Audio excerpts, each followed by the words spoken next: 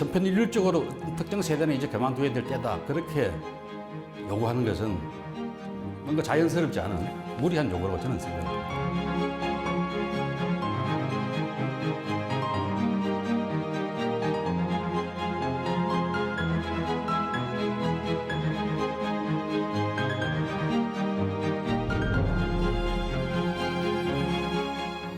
네, 조금 전에 스튜디오 내부에 장비가 넘어지는 사고가 있었습니다. 양해 부탁드립니다. 자, 사사건건이 만난 사람 이경호 KBS 뉴스 전문위원과 함께합니다. 자, 어서 오십시오. 안녕하세요. 네, 조금 전에 영상을 봤는데 오늘 주인공이 김영춘 전 장관이네요. 네, 그렇습니다. 이 자신의 SNS 통해서 공식 정치 은퇴를 지난 3월에 했는데요. 지금은 주로 고향 부산에 머물면서 부경대학교 석좌 교수로 재직 중입니다. 네. 대학 연구실 그다음에 이제 부산, 울산, 경남 있는 메가시티 포럼 사무실 왔다 갔다 하면서요. 앞으로 어떤 일 할지 그런 구상 중이라고 합니다. 지난주에 서울에 일이 있어서 올라왔는데요. 그때 마침 그때 약속을 하고서 만나봤습니다. 네, 자, 영상 볼까요? 네, 김영춘 전 장관은 고려대학교 총학생장 출신이죠. 대표적인 86세대 정치인입니다. 민정당사 정보농성 사건으로 구속되면서 제적이 됐고요. 위장 취업에서 후에 노동운동도 했습니다. 이후에 26살 나이죠. 당시 민취업 의장이던 김영삼 전 대통령의 상도동계에 합류하면서 정치인의 인생을 걷기 시작했습니다. 상도동계 오랜만에 듣네요. 35년 넘게 정치 활동했고 장관, 삼성 국회의원, 86세대 대표 정치인이에요. 네, 그런데 갑자기 지난 3월 21일 날 대선 직후죠. 정치 은퇴를 선언을 했습니다. 현역에서 활동하던 민주당의 386세대, 지금은 586이라고도 부르기도 하는데요. 첫 번째 정치 은퇴 선언이 되면서 화제가 되기도 했습니다. 그때 신호탄이다 이런 해석들 많이 나왔었어요. 네, 그렇죠. 지난주 서울 방문길에 직접 만나서 그 이유를 들어봤습니다. 우선 대선 치르는 과정에서 이제 내가 정치를 그만할 때가 됐다 그런 생각이 들었어요. 우선 대선 후보가 저보다 정치적으로 아주 후배 후보가 이제 후보가 됐지 않았습니까? 물론 대통령 당선된 분은 더 정치와는 아무 상관없는 경력을 가진 분이 정치권에 뛰어들자마자 바로 대통령이 당선이 되고 그런 걸 보면서 내가 정치를 너무 오래 했구나. 사실 젊었을 때부터 지금까지 쭉 정치를 해오셨는데 오랜 시간도 했지만은 저는 이 시점에서 더 이상 가슴이 뛰질 않았어요. 내가 또 선거에 도전한다고 생각했을 때 내가 할 일이 많다. 가슴이 뛰는 그런 과제가 있다고 그런 생각이 들어야 될 텐데 그런 생각이 별로 안 들더라는 거죠. 네, 인터뷰에서는 더 이상 가슴이 뛰질 않았다 이렇게 설명을 했는데 그때 올렸던 SNS 글을 좀 볼까요? 불출마 선언하면서 이렇게 썼어요. 거대 담론의 시대가 저물고 생활 정치의 시대가 왔다면 내가 적합한 사람인가 자문자답해봤다. 어떤 의미인지 좀 물어보셨습니까? 네, 사실 남북 문제, 통일 문제, 또 요즘엔 세대 갈등 문제, 빈부격차 문제까지요. 이게 거대 담론이 사라졌다는 분석은 잘 이해가 되지 않는 측면이 있어서요. 김 전 장관에게 한번 그 의미가 뭔지 한번 물어봤습니다. 우리 국민들이 정치를 바라보고 투표하는 그 기본 결정 요인이 많이 달라졌다. 그 이야기를 하는 겁니다. 과거 같으면은 군정 종식, 민주화 이런 것들에 투표하던 시대가 있었고 최근까지만 하더라도 특권 타파라든지 사회 정의라든지 이런 것들이 국민들이 투표하는데 중요한 결정 요인이 되었는데 이제는 그런 시대로부터 좀 벗어나고 있는 것 같다. 지금 아까 제가 우리 부동산 문제가 민주당의 패인이라고도 말씀을 드렸습니다만 그런 문제 또 20, 30대 청년들의 민주당에 대한 이반의 큰 요인은 청년 실업 문제에서 기인한다고 봐요. 이런 거라든지 등등 해서 나의 생활과 어떤 삶의 질의 문제를 더 우선해 놓고 투표하는 그런 시대가 되지 않았는가 이런 차원에서 이야기를 드리는 겁니다. 예, 민주주의 확립과 같은 자신 세대들이 할 수 있는 그런 역할들은 이제 다 한 거 아니냐. 따라서 이제 앞으로는 국민들의 삶의 질을 높이는 그런 정치를 하는 생활시 정치 시대가 왔고요. 또 그런 정치를 또 잘하는 정치인들이 나와서 자기 뒤를 잇기를 바란다. 그런 고민을 했던 것으로 보입니다. 그래서 바로 정치 은퇴를 자기 역할은 다 끝났다. 이래서 정치 은퇴를 선언한 거겠죠. 이념과 가치 이런 것들을 중심으로 한 그런 정치가 아니라 생활 정치, 이익, 삶의 질을 중심으로 하는 정치.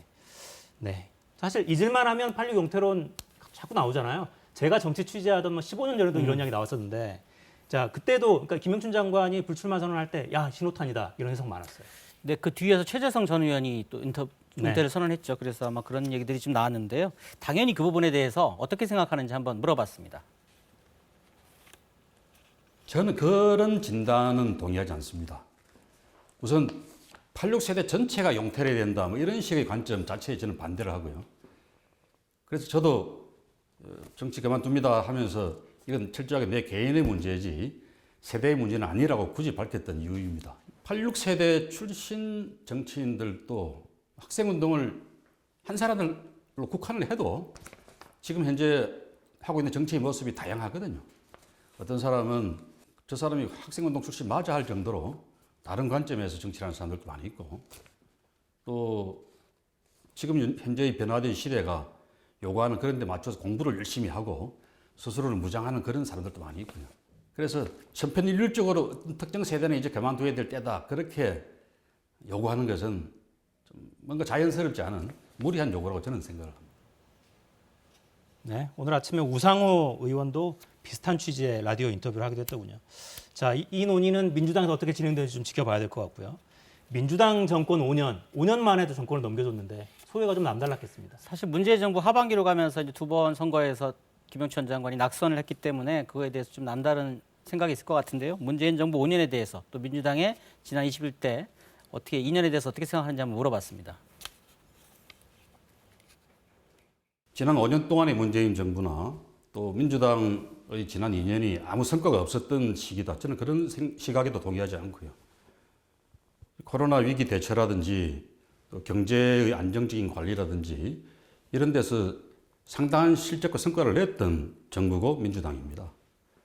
그래서 저는 민주당을 공격하는 쪽의 그런 입장에서 보면 민주당이 뭐 했냐 그러겠지만, 저는 민주당이 충분히 자부심을 가지고 지난 2년 혹은 5년을 긍정적으로 평가를 해야 된다고 생각하는 입장입니다.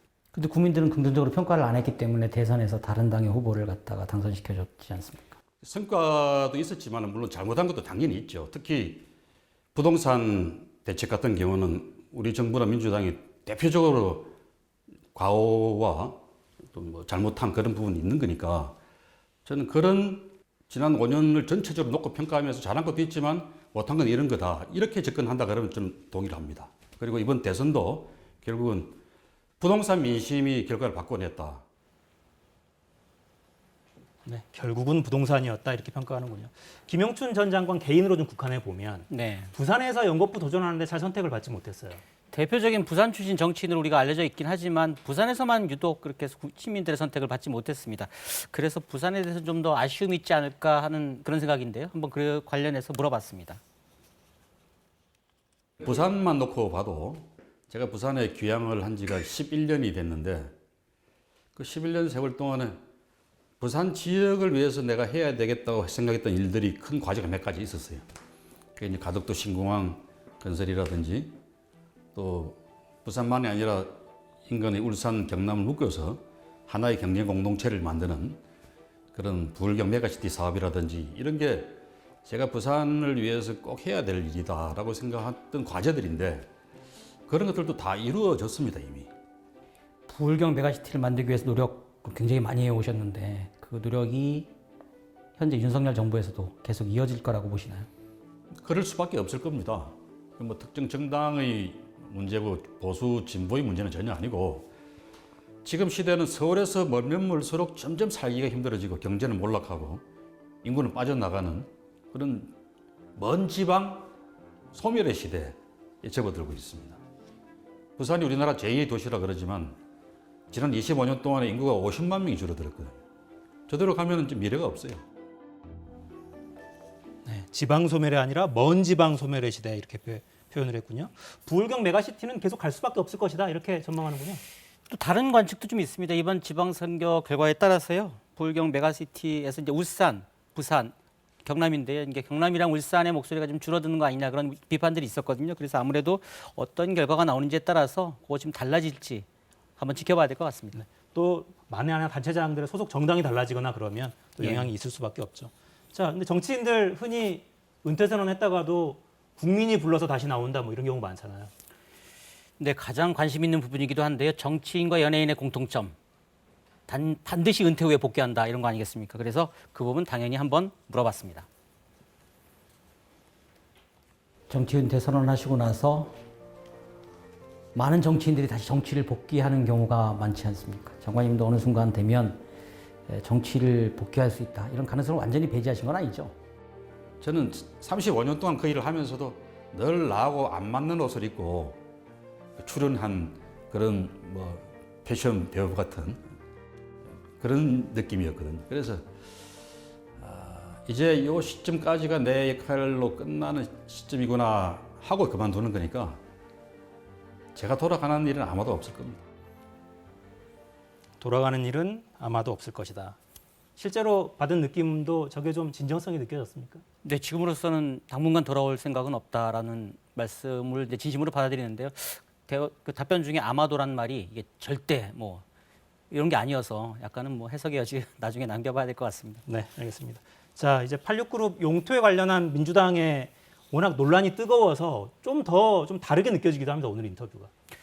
예, 그렇습니다. 아무래도 지금 현역 의원 활동하고 있는 아직도 이제 의원들도 있고요. 송영길 후보 같은 경우도 서울시장도 출마했고 한데 걔가 계속 그 부분에 대해서 물어봤는데 절대적으로 이제 본인의 선택이지 이걸 용태론으로 보지 말아달라는 게 확고했기 때문에 아마 그거랑은 좀 별도로 해석하는 게 맞는 것 같습니다. 네, 알겠습니다.